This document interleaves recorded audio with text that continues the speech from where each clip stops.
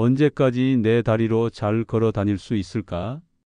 60대, 70대가 되면 예전보다 계단을 오르기가 힘들어지고 조금만 걸어도 다리가 아프고 때로는 균형을 잡기도 어려워집니다. 이런 변화를 겪으면서 이제 나이가 들어서 어쩔 수 없나 보다 라고 생각하시는 분들이 많으실 텐데요.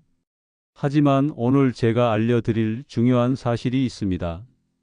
80세, 심지어 100세가 넘어도 건강하게 걸을 수 있다는 것입니다. 이건 그냥 희망적인 말이 아니라 의학적으로 증명된 사실입니다. 왜 나이가 들면 걷기가 힘들어질까요? 여러 이유가 있습니다. 우리 몸의 근육이 줄어들고 무릎이나 엉덩이 같은 관절이 닳아서 아프고 심장과 폐 기능이 약해지며 균형을 잡는 능력이 떨어지고 신경계 기능도 조금씩 약해집니다. 하지만 이 모든 원인 중에서 가장 큰 문제는 바로 움직이지 않는 습관입니다. 나이가 들면서 자연스럽게 활동량이 줄어들게 되는데 이게 문제를 더 키우는 겁니다. 움직이지 않으면 근육은 더 빨리 줄고 관절은 더 빨리 뻣뻣해지고 균형 잡기는 더 어려워집니다. 그런데 이 말은 반대로 생각하면 좋은 소식이기도 합니다. 움직이는 습관을 들이기만 한다면 나이가 많이 들어도 건강하게 걸을 수 있다는 뜻이니까요. 오늘 이 영상에서는 어떻게 하면 나이가 들어서도 튼튼한 다리로 잘 걸을 수 있는지 쉬운 방법들을 알려드리겠습니다. 특별한 약이나 비싼 운동기구 없이도 집에서 쉽게 할 수 있는 방법들이니 끝까지 함께 해주세요. 구독과 좋아요를 누르신 후 편안하게 시작해 볼까요?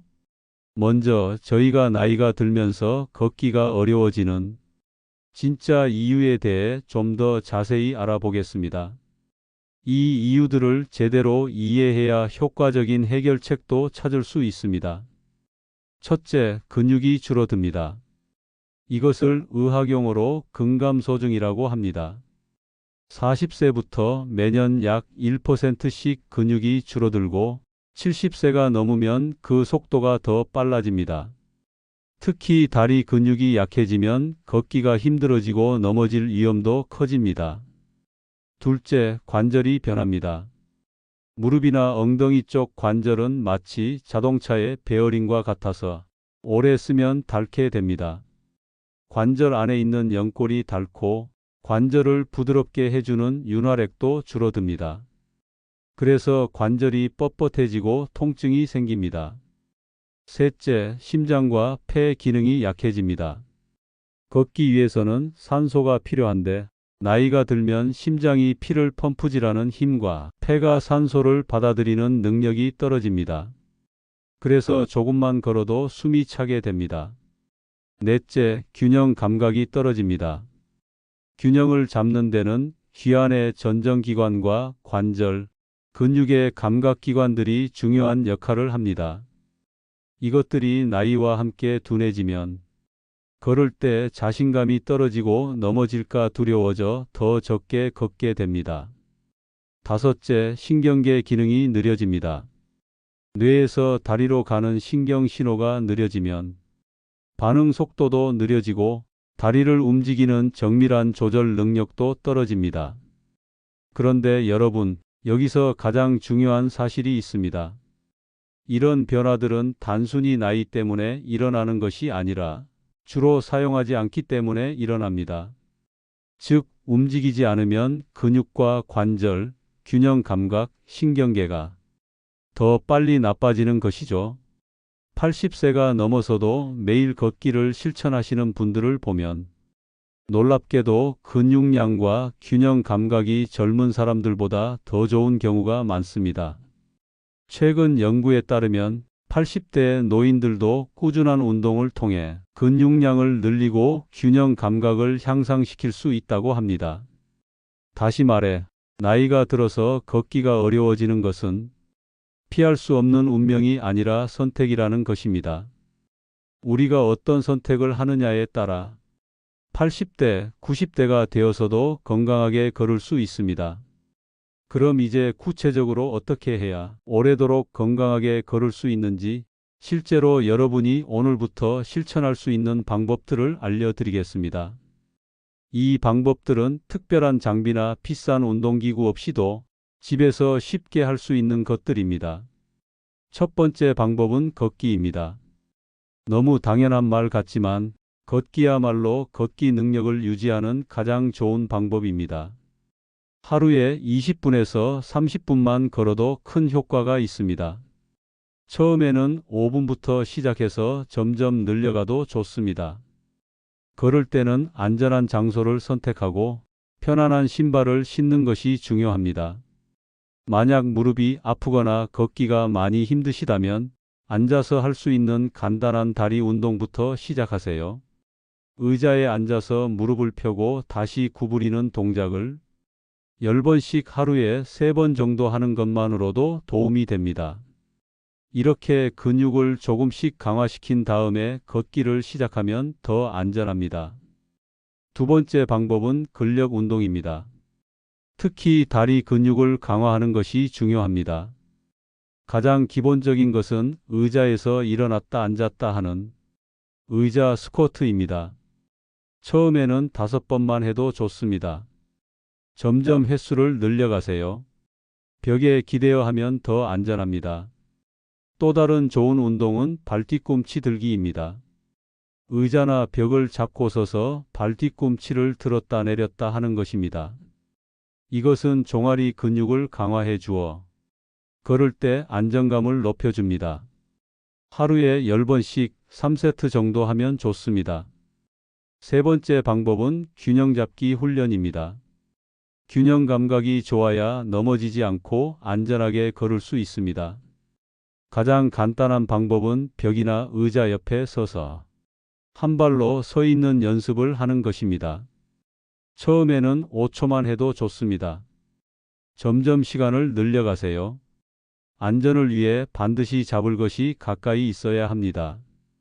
또 다른 균형 훈련은 일자걸음입니다. 마치 줄이를 걷듯이 한 발 앞에 다른 발을 일직선으로 놓으며 걷는 것입니다. 이것도 처음에는 벽을 짚고 하는 것이 안전합니다. 네 번째 방법은 스트레칭입니다. 근육과 관절이 유연해야 움직임이 자유롭습니다.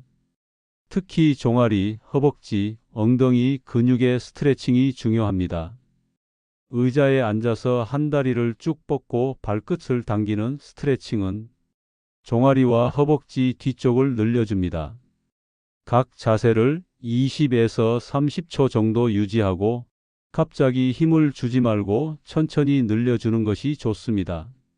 다섯 번째 방법은 적절한 영양 섭취입니다. 근육을 유지하려면 단백질이 중요합니다. 나이가 들수록 단백질 흡수율이 떨어지기 때문에 더 신경 써서 섭취해야 합니다. 하루에 달걀 1개, 두부 한 모, 생선이나 고기 한 토막 정도의 단백질 식품을 드시는 것이 좋습니다. 또한 뼈 건강을 위해 칼슘과 비타민 D도 충분히 섭취하세요. 여섯 번째 방법은 규칙적인 일상입니다. 매일 같은 시간에 운동하고 식사하는 규칙적인 생활이 중요합니다. 특히 아침에 일어나자마자 간단한 스트레칭을 하는 습관을 들이면 관절이 덜 뻣뻣해집니다. 잠자는 동안 관절에 있는 액체가 줄어들어서 아침에 특히 뻣뻣함을 느끼는데 간단한 스트레칭으로 이를 해소할 수 있습니다. 일곱 번째 방법은 적절한 신발 선택입니다. 좋은 신발은 정말 중요합니다. 발바닥이 편안하고 잘 구부러지면서도 충분한 지지력이 있는 신발을 선택하세요. 너무 딱딱하거나 너무 푹신한 것보다는 적당히 탄력 있는 것이 좋습니다. 신발 깔창도 도움이 될 수 있어요. 발이 아프거나 변형이 있으시면 정형외과에서 상담을 받아보세요. 여덟 번째 방법은 집안 환경 정리입니다. 넘어짐을 예방하기 위해 집안 환경을 안전하게 만드는 것도 중요합니다. 전선이나 카펫, 가장자리 같은 걸림돌을 치우고 필요한 곳에 손잡이를 설치하세요. 특히 화장실과 계단에는 미끄럼 방지 매트나 손잡이가 있으면 좋습니다. 밤에 화장실에 가실 때를 위해 침대에서 화장실까지 가는 길에 작은 조명을 두는 것도 좋은 방법입니다. 9번째 방법은 긍정적인 마음가짐입니다. 이제 나이 들었으니까 안 되라는 생각을 버리세요. 나이는 숫자에 불과합니다. 80대, 90대에도 마라톤을 완주하는 분들이 있습니다. 물론 20대처럼 할 수는 없겠지만 꾸준히 노력하면 건강하게 걸을 수 있습니다. 긍정적인 생각이 실제로 몸에 영향을 미친다는 연구 결과도 있습니다. 10번째 방법은 함께하기입니다. 혼자 하는 것보다 누군가와 함께하면 더 지속적으로 할 수 있습니다. 같은 동네 친구나 경로당 회원들과 함께 걷기 모임을 만들어 보세요. 서로 격려하고 응원하면서 더 즐겁게 운동할 수 있습니다. 요즘은 복지관이나 주민센터에서 노인을 위한 운동 프로그램도 많이 운영하고 있으니 참여해 보세요. 이제 제가 알려드린 방법들을 실제로 어떻게 일상에 적용할 수 있는지 구체적인 일과표를 소개해 드리겠습니다. 이것은 예시일 뿐이니 여러분의 상황에 맞게 조절해서 사용하세요. 아침에 일어나서는 침대에 앉아서 양쪽 발목 돌리기 10번씩 하기, 서서 가볍게 무릎 구부렸다 펴기 10번 하기, 아침 식사에 달걀이나 두부 같은 단백질 음식 포함하기, 오전 중에 10에서 15분 정도 집 주변 걷기, 의자에 앉았다 일어났다 5번에서 10번, 2세트 하기, 의자 잡고 발 뒤꿈치 들기 10번씩 2세트 하기, 점심 식사 후 10분 정도 가벼운 산책하기, 의자에 앉아서 다리 스트레칭하기, 저녁 시간에 15에서 20분 걷기, 날씨가 좋다면 바깥에서, 그렇지 않으면 집 안에서도 가능합니다. TV 보면서 의자 옆에서 한쪽 다리로 5에서 10초씩 서기, 저녁 식사에 생선이나 두부, 콩 같은 단백질 음식 포함하기, 잠들기 전 부드러운 스트레칭으로 근육 이완하기, 내일의 활동 계획 세우기. 이런 일과를 매일 꾸준히 실천하는 것이 중요합니다. 처음에는 쉬운 것부터 시작해서 점점 강도와 시간을 늘려가세요. 몸이 아프거나 불편하면 무리하지 말고 쉬었다가 다시 시작하세요. 자, 이제 우리가 배운 내용을 실제로 적용해 볼 수 있도록 함께 간단한 운동을 해보겠습니다. 의자에 앉아서 할 수 있는 운동부터 시작해 볼게요. 첫 번째, 무릎 펴기 운동입니다. 의자에 바른 자세로 앉아주세요. 발은 바닥에 편안하게 닿아 있어야 합니다. 이제 오른쪽 다리를 천천히 들어 무릎을 펴주세요. 발끝은 자신을 향하게 당겨주세요. 이 자세로 3초 정도 유지한 다음 천천히 내려놓습니다. 같은 방법으로 왼쪽 다리도 해보세요. 각 다리 10번씩 반복하면 좋습니다. 두 번째, 발목 돌리기입니다. 같은 자세로 앉아서 한쪽 다리를 살짝 들어 올리고 발목을 시계 방향으로 천천히 10번 돌려주세요. 그 다음 반대 방향으로 10번 돌립니다. 반대쪽 발목도 같은 방법으로 해주세요. 이 운동은 발목 관절의 유연성을 높여주고 혈액순환에도 도움이 됩니다. 세 번째, 의자에서 일어나기입니다. 의자 앞쪽으로 앉아서 발은 어깨 너비로 벌리고 바닥에 편안하게 놓아주세요. 팔을 앞으로 뻗거나 의자 옆을 잡고 천천히 일어섭니다. 완전히 일어선 후 3초 정도 유지하다가 천천히 다시 앉습니다. 처음에는 5번만 해도 좋습니다. 이 운동은 허벅지와 엉덩이 근육을 강화하는 데 아주 효과적입니다. 자, 이제 서서 하는 간단한 균형 운동을 해볼까요? 의자나 벽을 한 손으로 짚고 서주세요. 첫 번째, 발 뒤꿈치 들기입니다. 두 발로 서서 천천히 발 뒤꿈치를 들어 올려 발끝으로 서주세요. 2, 3초 정도 유지한 다음 천천히 내려놓습니다. 10회 정도 반복해 주세요. 이 운동은 종아리 근육을 강화하고 발목 안정성을 높여줍니다. 두 번째, 한 발로 서기입니다. 의자나 벽을 한 손으로 짚고 한쪽 다리로만 서 보세요. 처음에는 5초만 유지해도 좋습니다. 점점 시간을 늘려가세요. 양쪽 다리를 번갈아 가며 3번씩 해주세요. 이 운동은 균형 감각을 크게 향상시켜 줍니다. 이러한 운동들은 특별한 장비 없이도 집에서 쉽게 할 수 있는 것들입니다. 중요한 것은 무리하지 않고 꾸준히 하는 것입니다. 처음에는 횟수가 적더라도 매일 조금씩 하는 것이 가장 효과적입니다. 그리고 운동을 하면서 통증이 느껴지면 바로 멈추고 휴식을 취하세요. 이번에는 흔히 겪는 어려움과 그 해결 방법에 대해 이야기해 보겠습니다. 많은 분들이 운동을 시작하려고 할 때 이런저런 걱정과 어려움을 겪으시는데 그에 대한 해결책을 알려드리겠습니다. 관절이 아파서 운동하기 어려워요. 이것은 아주 흔한 고민입니다. 관절이 아프다면 물속에서 하는 운동이 좋습니다. 수영장이나 온천에서 걷기만 해도 효과가 있습니다. 물이 몸무게를 지탱해 주기 때문에 관절에 무리가 덜 갑니다. 집에서는 따뜻한 물로 수건을 적셔 아픈 관절에 10분 정도 감싸서 데워준 다음에 가벼운 운동을 시작하는 것이 도움이 됩니다. 또한 의사와 상담하여 관절염에 도움이 되는 약이나 보조제를 알아보는 것도 좋습니다. 운동할 시간이 없어요. 시간이 부족하다고 느끼시는 분들도 많을 텐데요. 사실 운동은 한 번에 길게 할 필요가 없습니다. 하루에 5분씩 3번 이렇게 나눠서 해도 효과가 있어요. TV를 보면서, 전화 통화를 하면서 또는 손주를 기다리는 동안에도 간단한 운동을 할 수 있습니다. 일상생활 속에서 조금씩 더 움직이는 것도 중요합니다. 예를 들어 조금 더 걸어보기, 계단 한두 개 더 오르기, 버스에서 한 정거장 일찍 내려서 걸어보기 같은 것들입니다. 혼자서는 의지가 약해져요. 혼자 하면 금방 포기하게 된다고요? 그렇다면 함께 할 사람을 찾아보세요.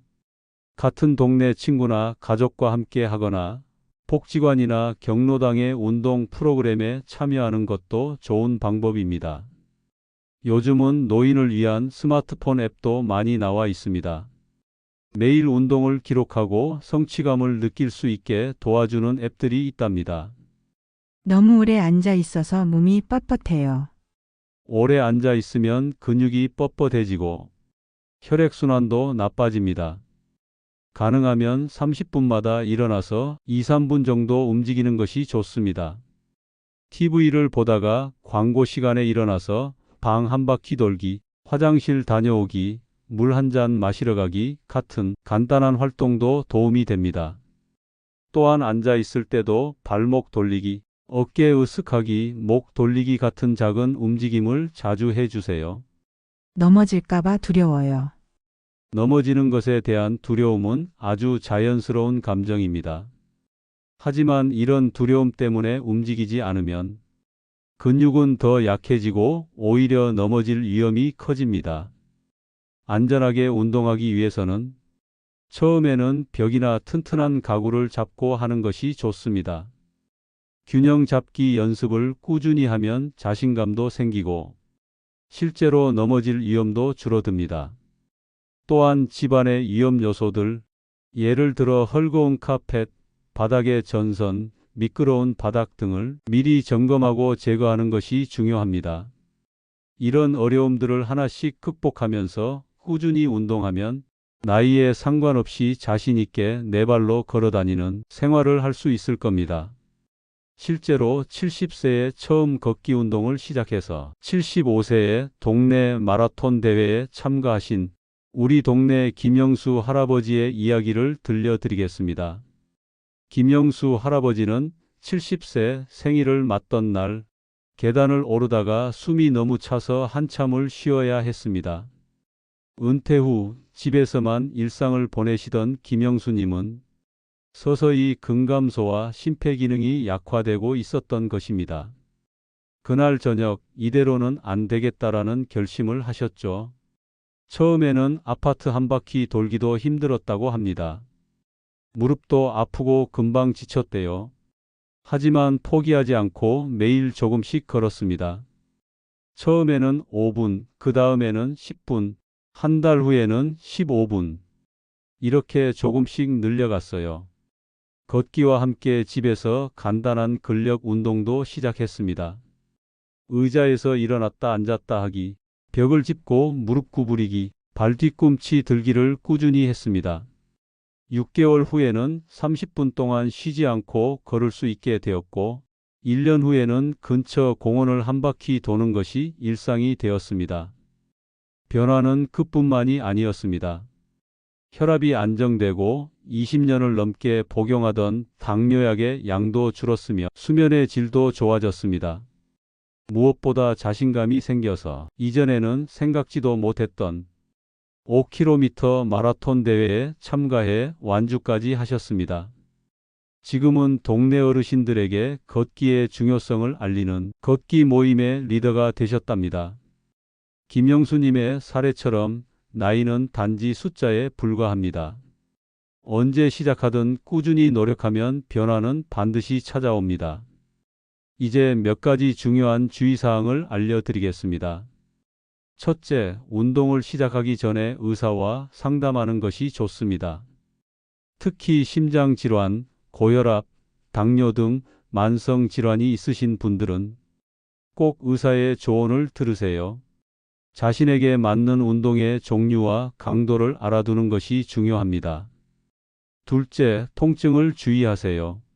운동할 때 약간의 불편함은 정상이지만 날카로운 통증이나 운동 후에도 계속되는 통증은 위험 신호일 수 있습니다. 그런 경우에는 운동을 멈추고 휴식을 취하거나 의사와 상담하세요. 셋째, 물을 충분히 마시세요. 나이가 들면 목마름을 덜 느끼게 되어 수분 섭취가 부족해지기 쉽습니다. 운동 전, 중, 후에 물을 마시는 습관을 들이세요. 넷째, 점진적으로 운동 강도를 높이세요. 안 하던 운동을 갑자기 많이 하면 부상의 위험이 커집니다. 처음에는 쉽게 할 수 있는 수준에서 시작해서 서서히 강도와 시간을 늘려가는 것이 좋습니다. 다섯째, 영양 섭취에 신경 쓰셔야 합니다. 특히 단백질은 근육을 유지하고 회복하는 데 필수적입니다. 나이가 들수록 단백질 흡수율이 떨어지기 때문에 의식적으로 더 많이 섭취해야 합니다. 달걀, 두부, 생선, 닭가슴살, 콩류 등이 좋은 단백질 공급원입니다. 여섯째, 규칙적인 생활 리듬을 유지하세요. 매일 같은 시간에 일어나고 식사하고 운동하는 것이 좋습니다. 몸은 규칙적인 패턴을 좋아합니다. 마지막으로 긍정적인 마음가짐이 중요합니다. 나는 할 수 있다라는 믿음이 실제로 신체적 변화를 가져올 수 있습니다. 작은 성취라도 자신에게 칭찬하고 격려하는 습관을 들이세요. 지금까지 말씀드린 내용을 정리해 보겠습니다. 나이가 들면서 걷기가 어려워지는 것은 단순히 나이 때문만이 아니라 주로 움직이지 않는 생활 습관 때문입니다. 근육 감소, 관절 퇴행, 심폐기능 저하, 균형 감각 저하 등은 모두 적절한 운동과 관리로 늦추거나 개선할 수 있습니다.